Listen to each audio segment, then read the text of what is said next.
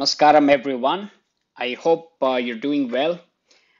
Looks like the times have become a lot better now. Things are opening up, and I guess life is slowly returning to normalcy.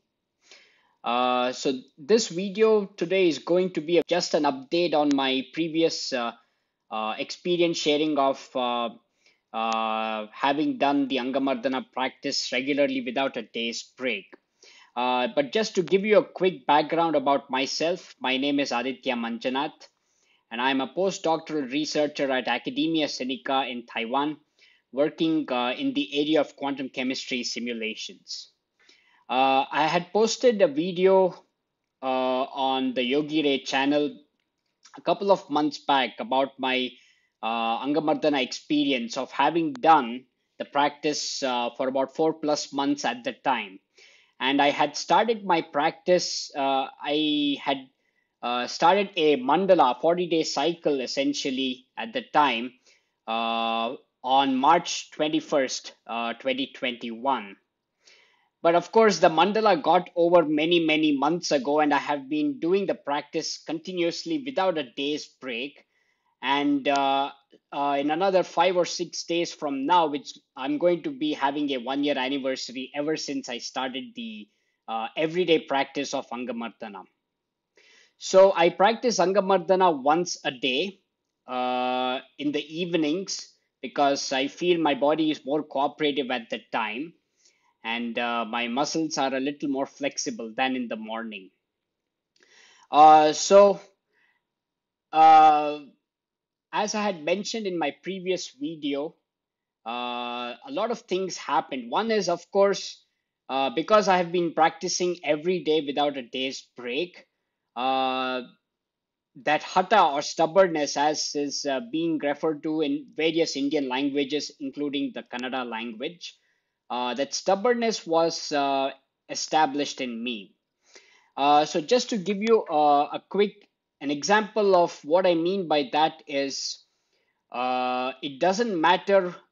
Let's say on some days I practice, let's say at about 6:30 in the evening, but on a lot of days there have been instances where my practices would start very late. It could be at 7:30 or 8 in the evening or so, but I would still keep doing my practices irrespective of when I would start, because I had committed to myself that unless I die or I break a limb or I run a high temperature that I'm physically incapable of doing it, or I sprain some part of my body really badly, and so on, unless any of these 4 or 5 things happen, I will continue doing my practices no matter what. And that was the commitment that I had kept. That I had. That was the thing that I had committed to within myself when I wanted to start doing this Angamardana practice regularly without days break. So there have been instances where I would be discussing with a friend about some ideas for a new collaboration and so on, and it would run to, let's say, 8:30 or 9 in the night. But I do my practices, and of course my dinner would be delayed. But then I wouldn't care so much about a late dinner because I wanted to keep doing my practices. And there have been instances where even if I have traveled, I would still carry my yoga mat. So very recently, I had traveled to a place somewhere in the central part of Taiwan. I had carried my yoga mat with me, and I still kept up with my Angamardana practice. And of course, my travel companions were also understanding of the fact, since they have already seen me do a meditative practice called the Shambhavi Mahamudra Kriya whenever I've been on trips with them, without missing a single day. So they understood that even this physical set of practices is what I've been doing continuously, and that I wouldn't be missing this no matter where I am, no matter the time. So that's how that hatha is was established, and is still, it still persists in me, that I it doesn't matter where I am, what is my let's say mental state or physical state, I still do my practices, I still do the Angamardana practice. So I had learned Angamardana way back in towards the end of January 2020, with Mukul being the instructor for the Angamardana program. So Mukul is an Isha Hatha Yoga teacher who runs his own initiative known as Yogi Ray.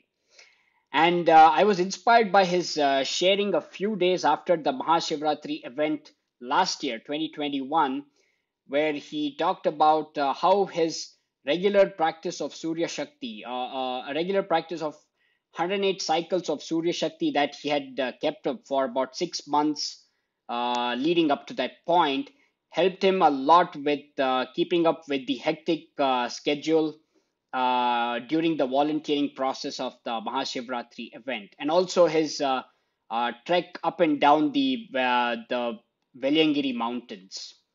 So when I thought if he could do it, why can't I? And then that's how I committed to myself that I would do it no matter what. So along with the hatha being established in my body, of course, a lot of things happened. So my strength really increased multifold, and of course, my muscles were more stronger and more filled, but not looking like a toad, as Sadhguru says in one of the Angamardana introductory videos that some of you may have come across on his YouTube channel. So my muscles were looking more filled. I was feeling a lot stronger, and my body has been feeling. I've been feeling more agile and light. My body has never been lighter than before. Just to give you a sense of what I mean by light, it's like I feel my body and my muscles. Everything is made of thin air. So in that aspect, I feel my body has become lesser of an issue than before. And I feel that is very important for me because then I will be able to focus on the task at hand without worrying too much about my body being there or not there and giving me all sorts of pains and troubles. So that's what Angamardana has done to me over these last 11 and a half or close to 12 months.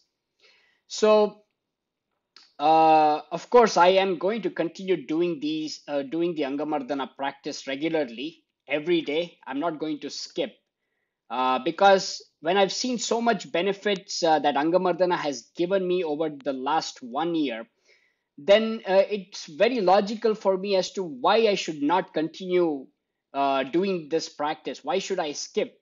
Doesn't make sense to me.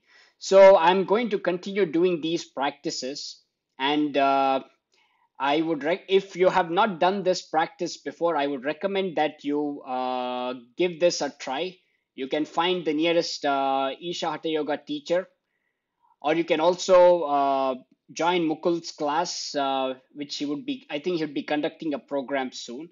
I'd recommend you try this for yourself and practice for at least 40 days before you decide whether you want to continue or not.